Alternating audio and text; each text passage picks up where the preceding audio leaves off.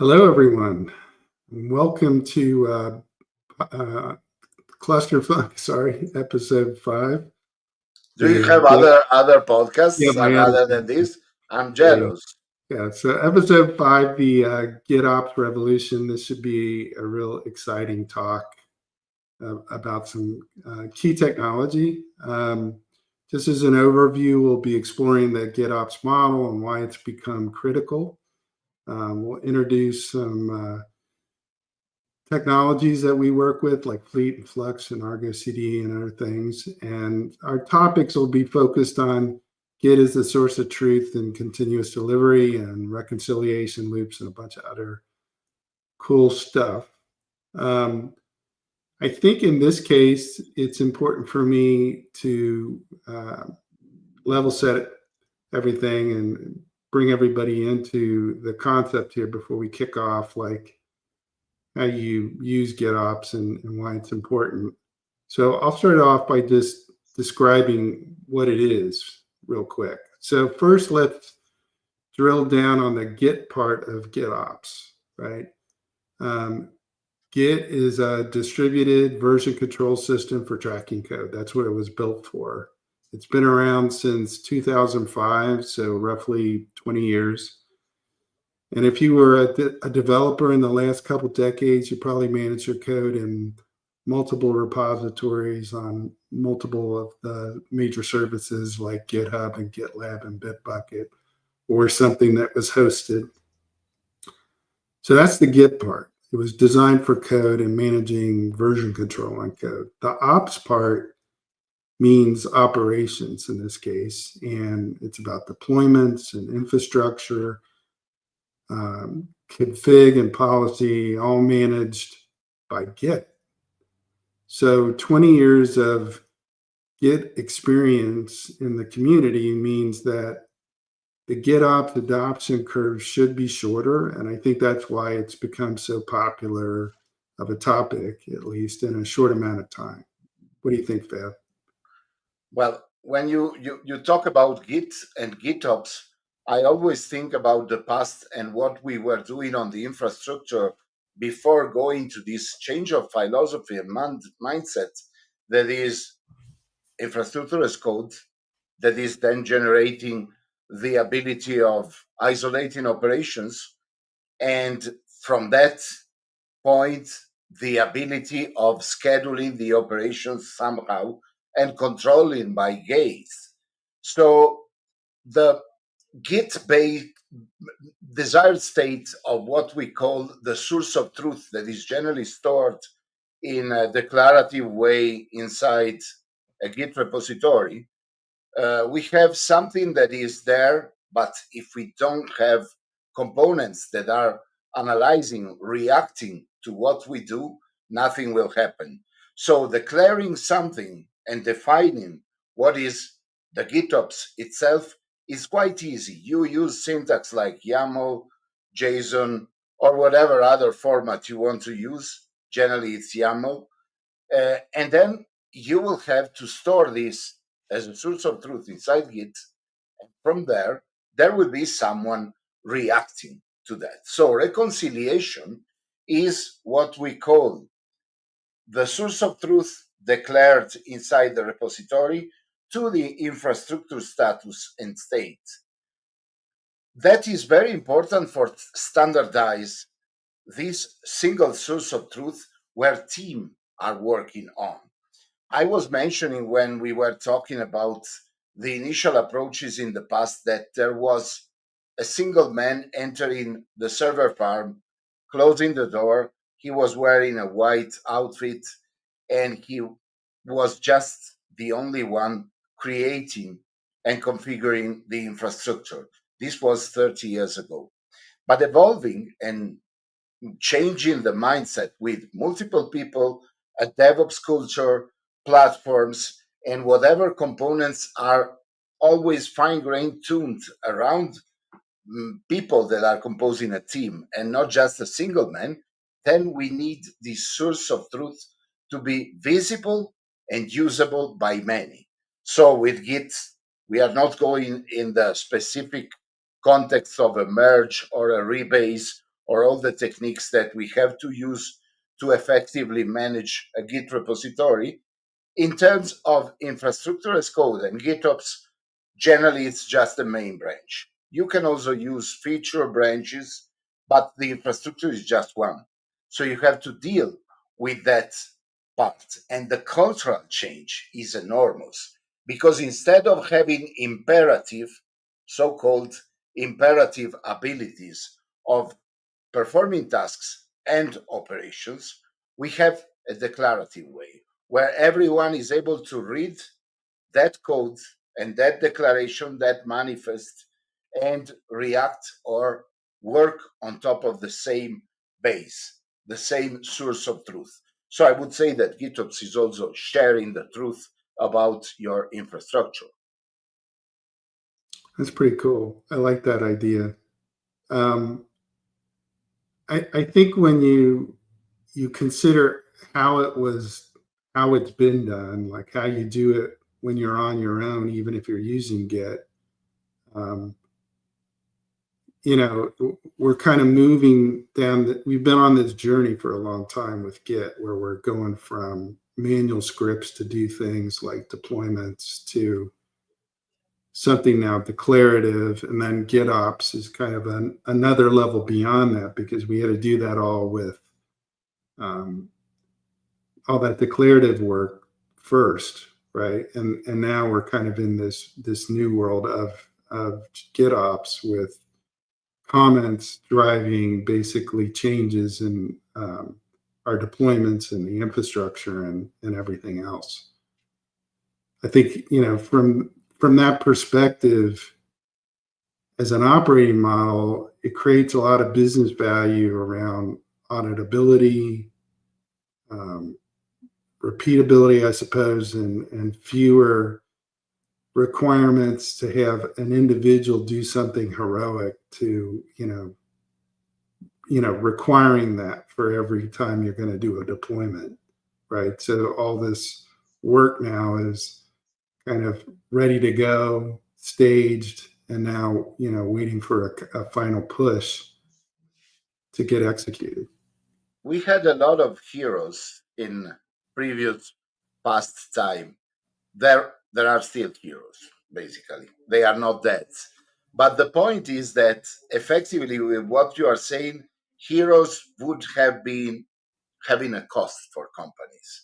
Yeah. Now, I'm sure that today, who is listening and is having teams or a company experimented and experienced already the dependency of a single person on a single person, on his activities, on his brain, which is something good because we have geniuses, but it's something very, very locking. Like vendor locking is developer locking or hero locking.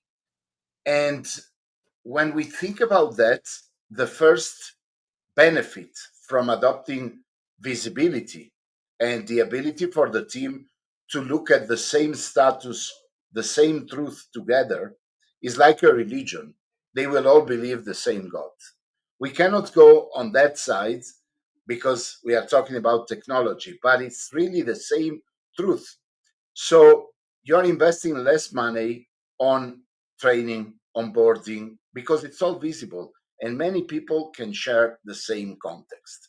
Also, on top of operations. But on top of this, we have mechanics. And mechanics are always very important. So, how many people already know about branching strategy? Like main, feature branches, whatever branch you want to call it, and how they know the artifact handling. In this case, they just have to rely on the usage of these things. They don't have to rely on the code that they are using. So they are not really developers. They are operation guys that are really working on top of a mechanic that is simplified. They don't have to get crazy on rebases because you cannot rebase the remote computer that you are configuring or the AWS network. You cannot come back. So Terraform, Ansible, all the infrastructure as code tools that we had earlier for the transition from imperative to declarative are really helped by this kind of solution that you give on top of the GitOps repository, where everyone is able to perform changes and everyone is looking at it. So when they ask us why GitOps is important, I would say that one really important sentence on platform engineering is because of its visibility. Its common way of expressing the same thing, lingua franca, we would say, between what it is, the infrastructure and the applications. And that is very, very important because in the DevOps culture, we have a way to translate what is the operation to something that is written. It's not just a concept like, oh, the operation, I have to wake up and perform those activities. It's all written inside, and I just have to commit to have something that we will see in the next minutes that will react to that ability. And I think that we could talk about some tools that we also have in the scenario for adopting GitOps, because the mechanics, the philosophy is really interesting. But when you have to hit your keyboard keys, it's not just philosophy. You need to adopt a tool. I think So, go what you're ahead. talking about is really important to understand. I mean, it's one thing to declare it, right? It's, before that we were like imperatively like typing in commands, or maybe we had some script saved somewhere. But with the declarative, that gets you to this kind of thinking of where it should be. I feel like with GitOps added onto it, you're at a place where you can go, to your point, you can go see it. So the plan, I think what makes why it's less of a hero driven kind of approach to things is that it's been written down, it can be reviewed, you can now look at what was done and figure out if that's what you wanted done. So instead of having this big mystery about what's been deployed, and a bunch of um, you know very experienced developers having to like be there at all hours to make that happen, you're kind of in a different ballgame as far as who's going to do what, like the organization of who's going to deal with deal with these very important moves of infrastructure and deployments, and how you're going to make it work. And also think about the movie Matrix that no one probably watched that, or maybe everyone. Which one? When Matrix, the Matrix, Oh, Matrix. looking at the Hold on, Matrix let me itself, pull the plug out 1 second. All right, sorry. Go ahead. so watching at that movie, you have the same sensation when you watch the GitOps repository. You Yeah. start to see all the infrastructure coming on, or maybe it's just me that I'm crazy, but generally it should be that way. So the team should start look like Neo and start looking at the code, translating it in the node that is running there. What will be the reaction if I scale it down? Probably I will have an unexpected behavior, so I need to be sure that we look at it together. We have gates. And what I was mentioning earlier about tools, I would say that for our context, and since we are talking always about Kubernetes, I will do three names because generally it's what I use more, also in our context, but especially for presentations because it's a common spoken language. So generally, when you talk about programming languages, you don't want to present something about assembler because no one will attend, or everyone will attend with open mouth and fish eye, and no one will get what you want to say. Flux CD, that is now at version 2, big and coming to 3, Argo CD, uh, and why not add in Rancher Fleet? They have three topologies that we generally use on top of Kubernetes. So the GitOps way of doing this translation from declarative to infrastructure effective maintenance is also based on how you want to do it. Flux is based on a command line interface. They are writing a UI, but it's a very disbanded and abandoned project, and they retake it. They would like to do that inside VS Code. You have a UI that can give you the ability to control Fluxity, but the people that are using Flux, they like to use the terminal and the command line. Then there is Argo CD, and generally it's preferred by developers because it's like similar to what was Jenkins. You have a lot of dashboards and way to control all the deployments and the infrastructure and whatever component that you are doing visually, and it's easier for developers. It's not really good for doing all the infrastructure parts. You have probably to include that with tools like Crossplane that will maintain the infrastructure instead of Terraform. A lot of tips and tricks that you will do in the same way for Flux. And then there is this third name that I added that is Rancher Fleet. It's a tool that is intended to manage edge devices or at the edge nodes, something that is distributed.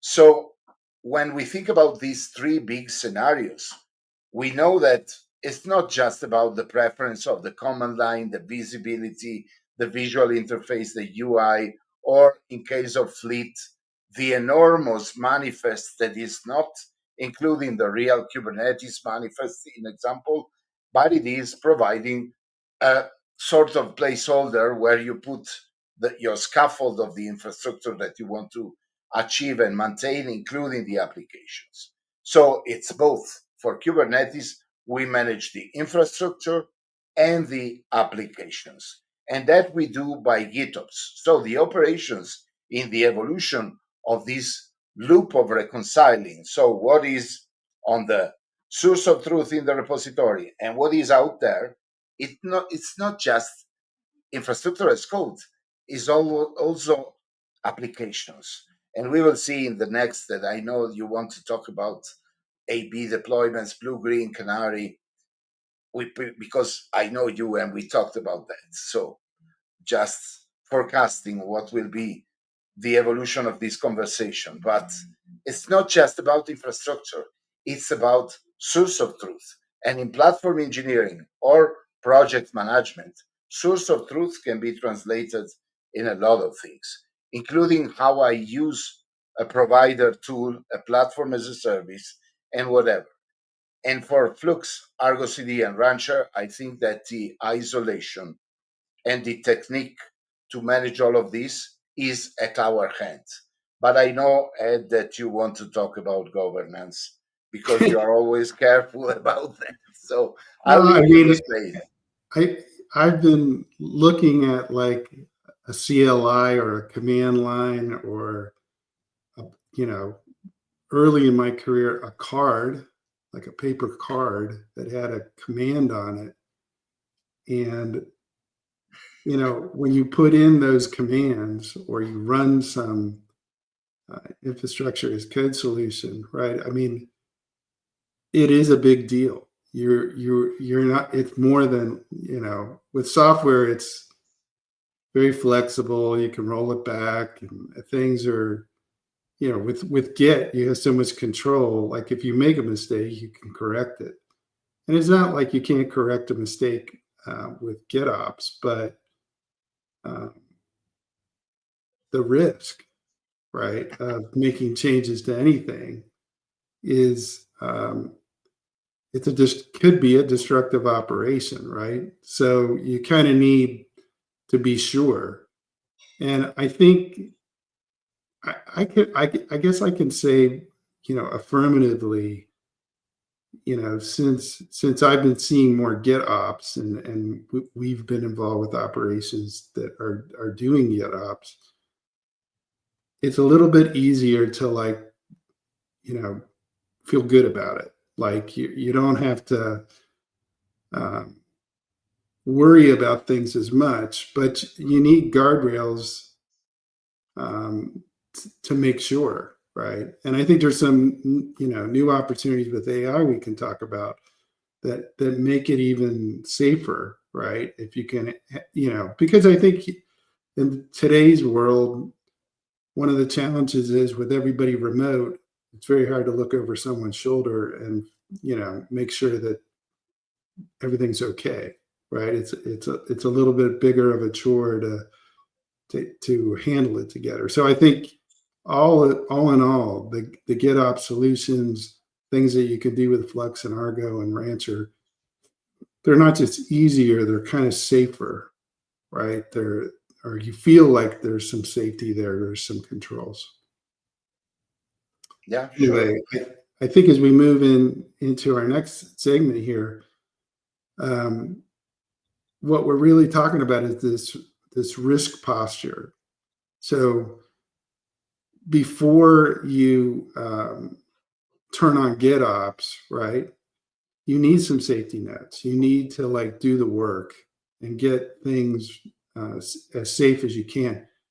Everybody needed this before GitOps, but it's more important now when you can make massive distributed changes to be sure that you've done the work, which is what the last segment was talking about. And in this segment, we want to talk about what the safety nets are, right? So from that perspective, you really need to insist. Everybody should do this already, but insist on bulletproof backup and recovery plans across not just your data, which would be great, but the cluster state and etcd, right? And if you're not fully backed up, which like even if you were doing imperative scripts, right, and running them, or typing right into the CLI or something, you you would want to have this stuff. But I think with GitOps, it's kind of the nature of it has escalated, not the risk, but how much change you're capable of creating all at once. So from that perspective, um, I mean, I don't know how you feel about it, but I think you need to take a more active view of your risk posture and make sure everything's ready to go, because you're going to, possibly make a large set of distributed changes, and it'd be a big deal to try to back it all out. You definitely want to have the data so that if you can get the infrastructure back to a reverted state at some level, then you want the data there so you can actually be in that previous state. How do you feel about that stuff? I feel that, like you said, you need the AI, but we have human errors and AI errors. And I think that AI errors are dangerous because they are inducing humans to go for more errors because Yeah. they trust too much the AI. So before going to that ability that we have to analyze risk and elaborate strategies to create gates and put on top of everything a sort of pillow to avoid a big disaster and sleep on top of it. Yeah, we can sleep. Or threatening too much the team, saying, if you are going to break things, then you will be having consequences. You will not say which consequences because it's not allowed, but you will be softly saying with cotton that they have to be careful. So first thing to do is be careful. Think to things 3, 4 times, having it reviewed by the AI, but not trust too much the result because it's still the team. It's still a guardrail that is built on top of what we know is the risk. And then we know that we have tools. So, in example, in Kubernetes, there is a way to lose a cluster and recover it immediately. I'm not talking about data, but the scheduler, components, deployments, and activity that are declared inside the Kubernetes cluster. So the etcd snapshot. If we are using the etcd snapshot as a good practice and we are having the right periodical cron job that is creating those artifacts for us to restore from eventual disasters, it is very important. But if we manage our control planes, if we don't, then the status will be up to our cloud provider, in example, on EKS, GKS, or whatever. They will provide something. But we have to investigate what is that something. So I would say that if it is time to use Kubernetes, also it's very, very complicated to manage your own masters.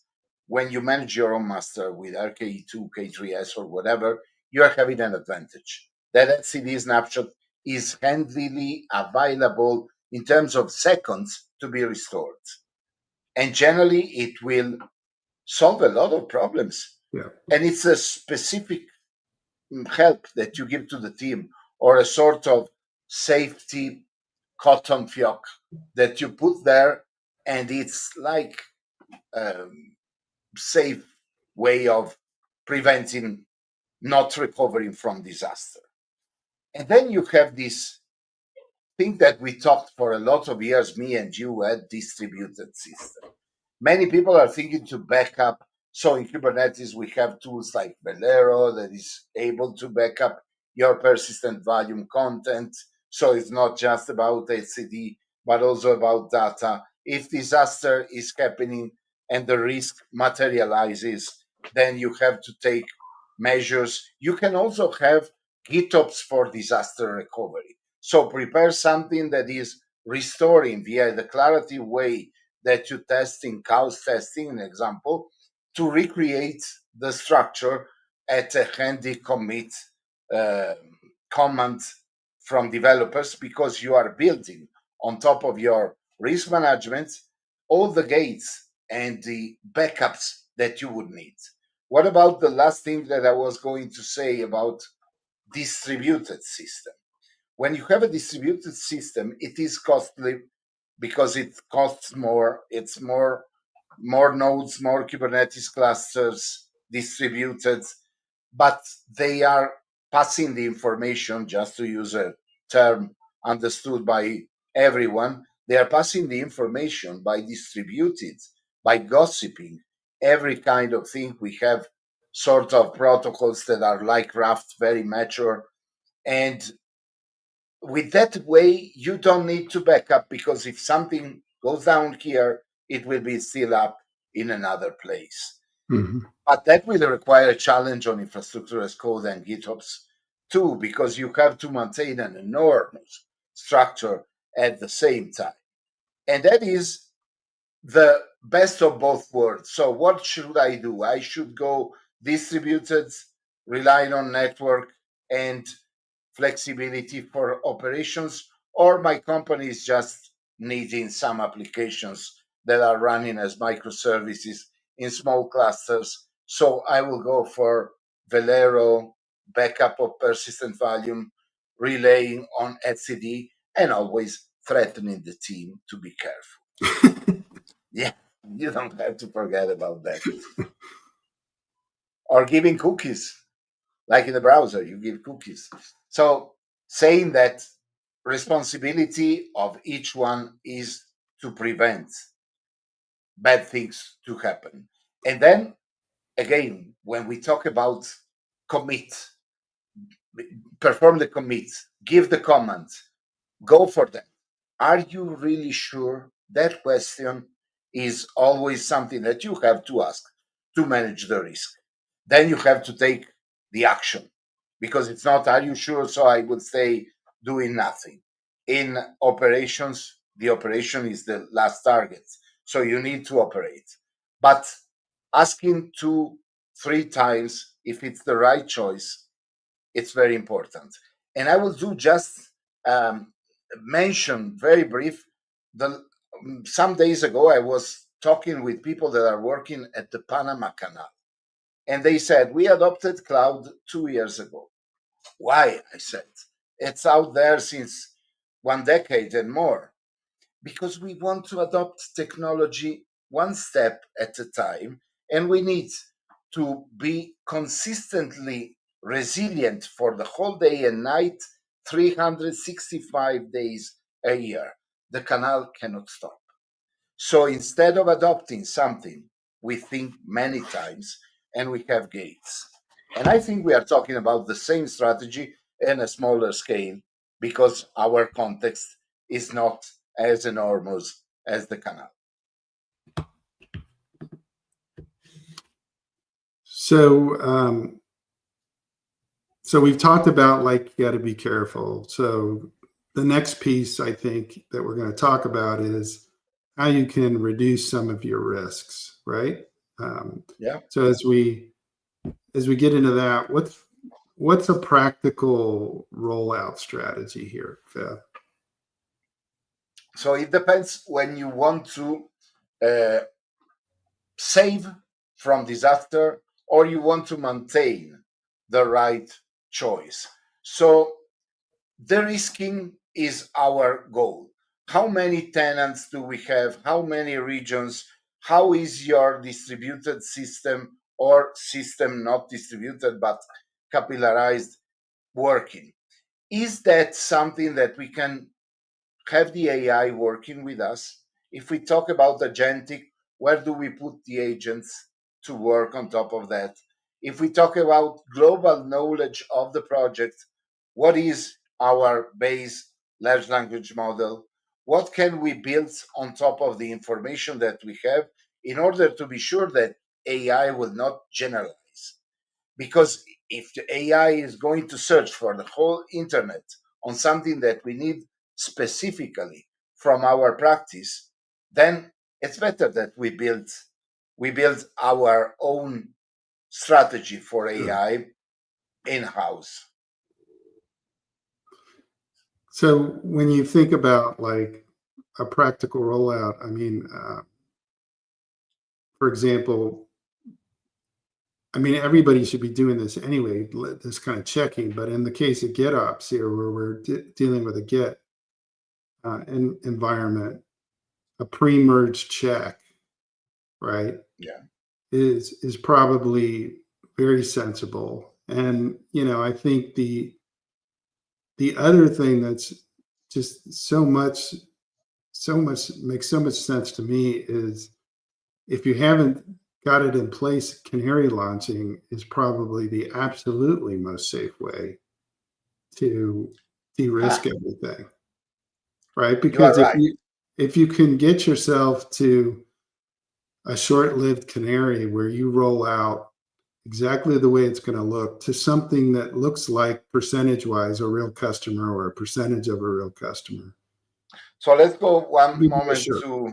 to consider canary, because people will think that we are talking about bird watching here. Not everyone will know canaries that are not birds, but in this case, a strategy.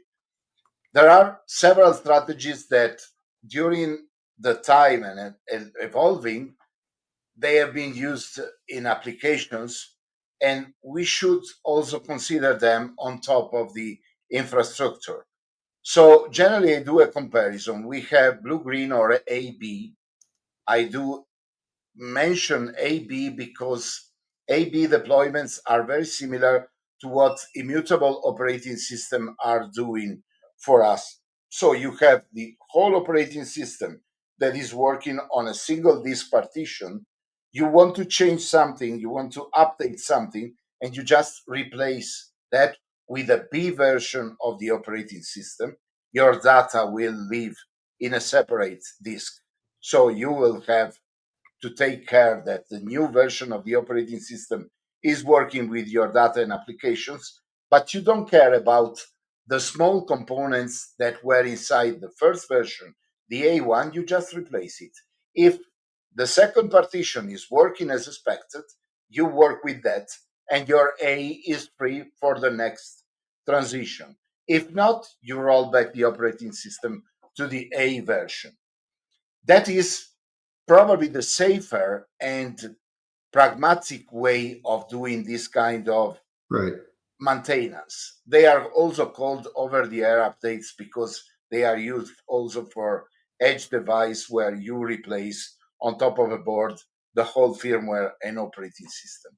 And then there is the canary approach. So something that is always giving you the whole infrastructure as a working model, and you can have several versions of the same application or the same framework running and being observed. Before that, for operating system, there is also the model of OS3 that is by CoreOS and Fedora. It means that you have a dependency tree of RPM packages, and you do several layers of updates, and that are also parts of your operations, because remembering operations is not just maintaining the infrastructure. One of the most important points is upgrading the infrastructure, maintaining the software on top of that, maintaining the operating system by patching. And I think that one of the biggest pioneer in patching the operating system, although I should not because I am a Linux guy, but today we are not thinking about those battles of the 90s anymore, is the Windows operating system.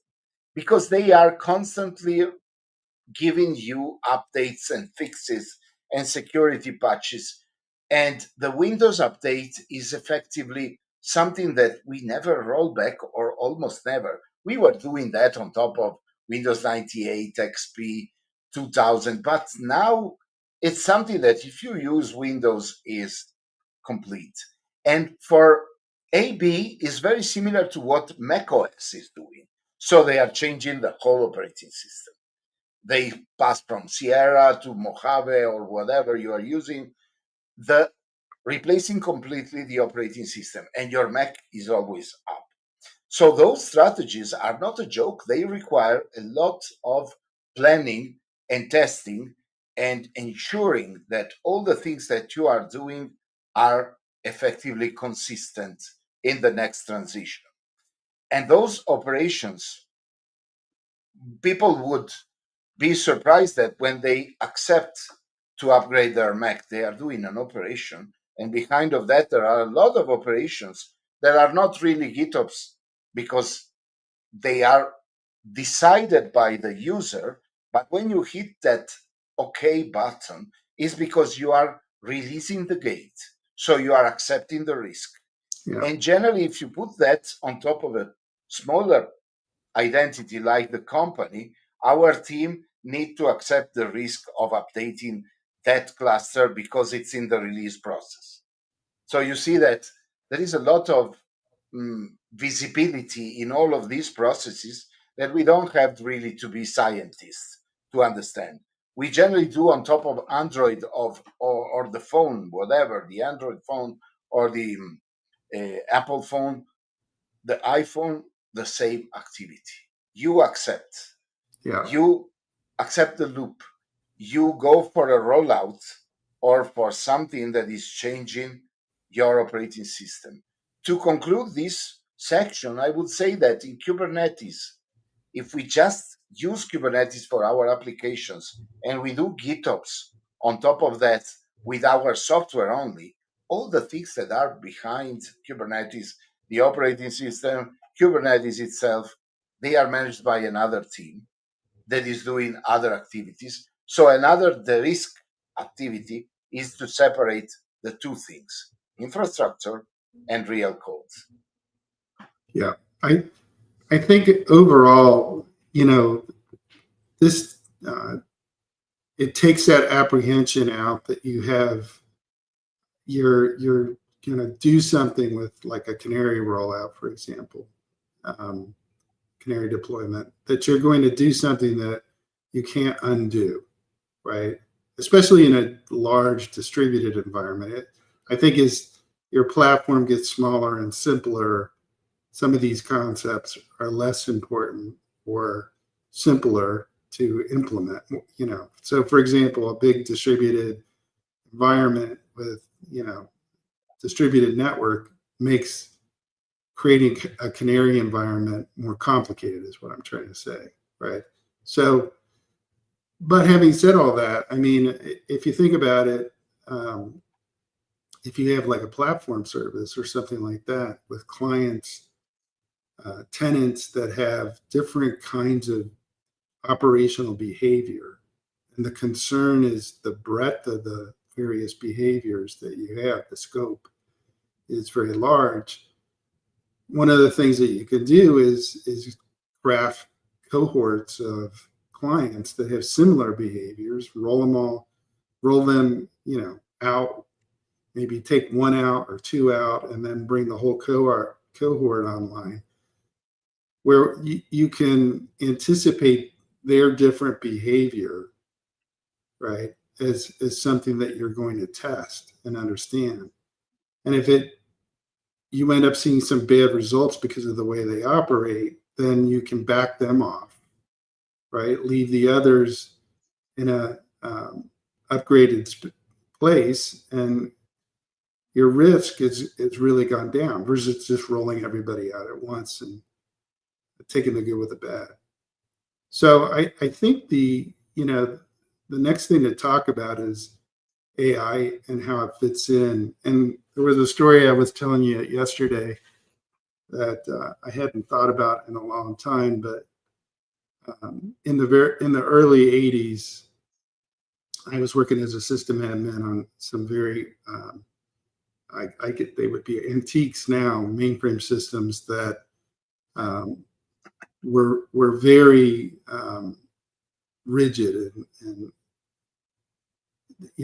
as a system admin on them, we were much more actively involved in running things, right? Like running an application, and the process was with the system admins, right? So let me just lay it out. So this was when I was in college. I was working third shift at a bank, and at that time they were it's called customer banking, but basically banks that were clients of other banks. So one bank would do the processing for multiple banks.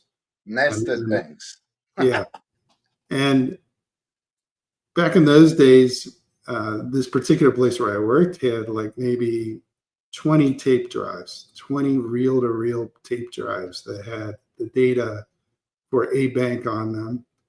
And in order to get it to work, you needed to have 3 tapes mounted for each bank. And I'm kind of making up some of these requirements, but because I can't remember it exactly, but there was requirements for multiple tapes, too many to run all the banks at once. So you had to be very, very, very careful not The to order of tapes. The yeah, order of the tapes. Yeah. yeah. So the process got too advanced with too many of these tenants. You would end up in a situation where an application would ask for another tape, maybe a long running application that had been going for a while is going to ask for a tape. There's not going to be any tape drive to put it on because they're all busy. You have to basically cancel a job that took 2 hours to run and start over again. And this was like totally not acceptable. So essentially We were joking on those times because we were saying that at that time it was possible to smoke cigarettes waiting for one tape to complete, yeah, and you'll we go were eat thinking, lunch. Go have now we lunch. don't smoke anymore for that reason because there is no time. So I quit So, smoking since the tape time. yeah. So just to get to the point, so I had this very nervous boss, and this was a long time ago. He would be in his 90s now, probably, but he would stand behind me.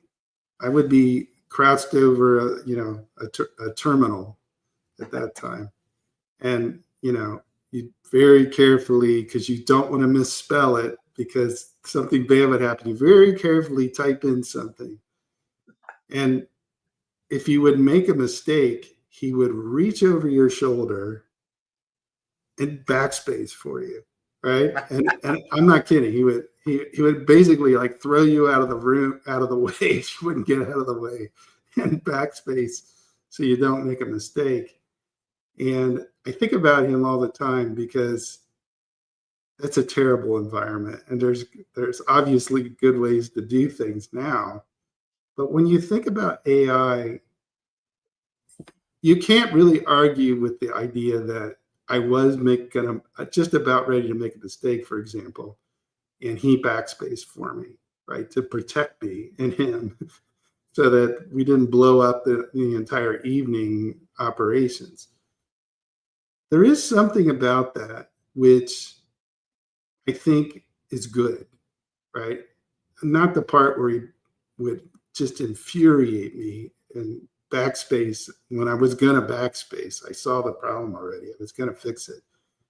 But to have an AI assistant, a whisperer, basically out there um, looking at what we have to do together and taking a look at it and doing some investigation for me and making sure that things are right. Like, for example, if there was some expectation that things had been done and maybe this was like incremental, like middle of the process. So you had to basically run something to get the infrastructure in prepped and then run something else to change the infrastructure. This is where AI could add a lot of value, right? Especially when we think about the remote world where we're not all sitting around backspacing for each other because we're in that kind of close proximity, and we need some help. Or in the AI world, there's going to be, let's say, less people involved at some level with individual tasks and more AI. AI could play a really, I think, cool role. I mean, what do you think about that? To be kind of like this assistant that's making sure you don't make a mistake on something critical. In today's world, backspacing is too late. You cannot backspace anymore. That's So right. before backspacing, the AI that you are talking about should be an advisor, someone that is explaining planned actions, it's participating to everything, supervising, but not supervising to take the final decision like the That's backspace right. of the boss. Uh, let's say that it should halt, stop, and say, "Are you sure?" That Yeah. question that we Are were you sure? mentioning And here's why I'm asking. and then ask for human signatures. So not just, okay, give me to do this. I get it and I try. Too late. I cannot trust what is coming out from an automated process because AI is still a trained Yeah. automated process. It's not really a brain that is thinking for us. It could become that one day with super AI, but it's too far from now. So now we are just this scheduling of considerations that needs signatures. So human sign off. And you cannot have the AI run the infrastructure agentically on its own because the results will be probably terrible. I have seen a lot of things that will be impossible to contain later because you don't know all the steps. Now we have a challenge with human teams that in many cases communication is more important than technology. So we give a lot of value to HR because of the communication among teams. They have to know what they do, not necessarily the technology, but the day that they will alter a component and there will be the specialist to sign off that specific part, it is still very important. So, in this context, the AI can be the advisor, the explainer in case of, let me know what would happen if I do this. And there will be an option and something from the AI considered. But generally, it will be just one. If you create an enormous, well written prompt, you Yeah. will have a book probably. Yeah. But really, you cannot read the whole book when it's time to do a release in 5 minutes Yeah. because it's your service level agreement. Well, maybe So, maybe at some level, this is worrying too much, right? But I do think the AI has the ability to help us get through it and make us feel confident as we do things, right? two And words to between, describe what we need: that continuous coaching. You know that Yeah. I like to invent stupid definitions. We are talking about Git. Git is also stupid in slang, in English slang. So let's say silly definition: continuous coaching. I cannot Yeah. patent that because it's not No, AI I think driven, that's so I should correct. be. I think that's a great outcome for an AI in these environments. Because at the end of the day, we have to do what we can do to be confident about what we're doing is right. And then we need to do it without wringing our hands because we don't have time for that. Right? We have Yeah, to get it started, get it going. It's going to take time. No recriminations, right? That's not really what it's about. It's not about pointing a finger at somebody if something doesn't go right. It's just more about being buttoned up. GitOps is all about that. I think it gets us to this place where we don't necessarily have the risks. We have thought it all through. It's all been documented, and now we can see the state by looking at one source of truth. All of which sounds pretty good to me. We're kind of coming up on the end of our time here, so let me ask you this: that's like, very critical. It's critical because time is not relying on AI. there you That's so. I was thinking about one thing just between me and you, but also with all the people that are here listening now on then. yeah, Uh, tell me a secret that you don't want to have anybody else hear. So go ahead. okay. I will tell you the most important secrets. What I was thinking that during our conversations, we are talking and not using AI. So again, that stupid definition that I mentioned about continuous coaching is coming from my brain. Yeah, So my point is that our teams, our people that are working out there, they should believe in their brain before going to ask to the AI or using the AI as a sort of lazy activity because it's a lazy one. Believe in yourself. We are still humans that created everything. And today I see that many people are just starting from the easy part, the AI. So they have a problem, they say, okay, give me the problem, put in the AI copilot, please give me the solution. They were good developers earlier. They were just copying and pasting from Stack Overflow, but at least they were reviewing the code. People needs to come back and believe in themselves. The same this for operations. this is where you and I will part company. Because But this is a secret.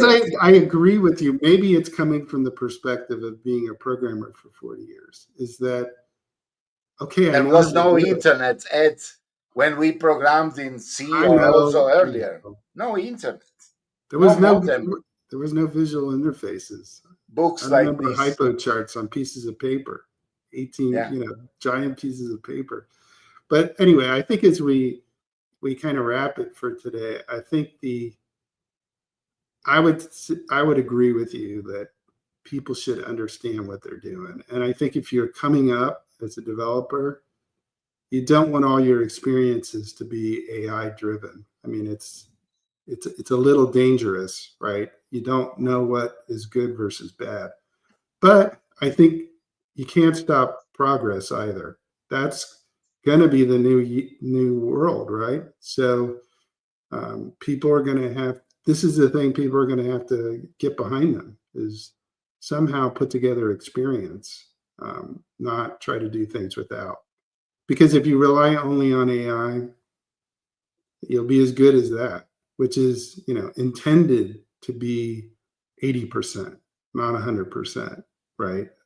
So from that perspective, I think there's some caution to be taken. Anyway, I think that's a wrap for this episode 5. I hope everybody enjoyed our journey through GitOps and all of our anecdotes from 30 or 40 years ago. But I think that this has been a great talk and lots of fun. I appreciate everybody coming, and thanks very much. Thank you, Fab. Absolutely. And secretly, I use AI, but don't tell anyone. And I use it to review, but not to create. So in operations, I use it to coach myself and the team, Okay, but not Sensei. for operates. I believe in you. All right. Thank you very much. Have a good week. Bye.